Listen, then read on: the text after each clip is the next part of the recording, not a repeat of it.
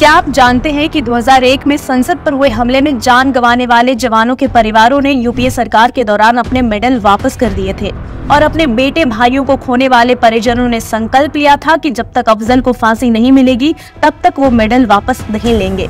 लेकिन कांग्रेस का आतंकवाद प्रेम ऐसा था कि परिजनों को न्याय दिलाने के बजाय तत्कालीन कांग्रेस के गृह मंत्री शिवराज पाटिल ने कहा था, अफजल केस में इतनी जल्दबाजी दिखाने की क्या जरूरत है, अभी राजीव गांधी हत्याकांड सहित 30 से 35 याचिकाएं पेंडिंग है, फिर अफजल के केस में इतनी जल्दी क्यों?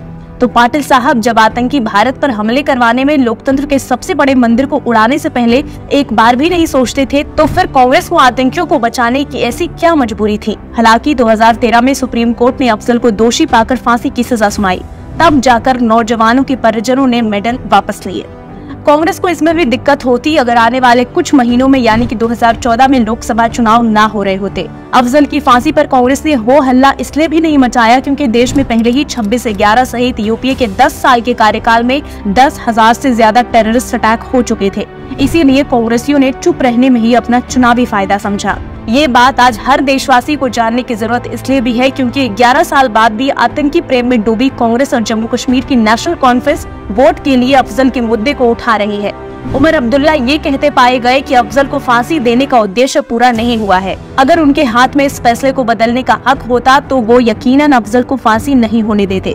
इन नेताओं ने अफजल की ऐसी महिमा मंडन की, उस उमर खालिद को सपोर्ट किया जो ये नारा लगाता था कि एक अफजल को मारोगे तो हर घर से अफजल निकलेगा। ये परिवारवादी पार्टियां लोगों के मन में भरती रही कि अफजल पता नहीं कितना बड़ा क्रांतिकारी था।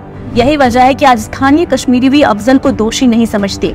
इसके जिम्मेदार कौन है? क्या कश्मीरियों को सही जानकारी हासिल करने का हक नहीं है कि संसद पर जवानों की जान लेने में अफजल का हाथ था, जबकि खुद अफजल ने एक इंटरव्यू में ये बात कबूल की थी कि संसद पर हमला करवाना उसका प्लान था। चंद वोट के लिए केजरीवाल भी कांग्रेस की राह पर उतर आए हैं और उसे दिल्ली का सीएम बनाया है, जिसके माता पिता ने आतंकवादी अफजल को बचाने के लिए लंबी लड़ाई लड़ी।